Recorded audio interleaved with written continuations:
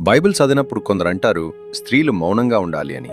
అయితే నిజంగా బైబిల్ అదే చెప్తుందా? లేదా మనం ఒక మాటను తప్పుగా అర్థం చేసుకుంటున్నామా? 1 కొరింథీయులకు 14 అధ్యాయం 34వ వచనంలో పౌలు గారు ఇలా అంటాడు, సభల్లో స్త్రీలు మౌనంగా ఉండాలి అని.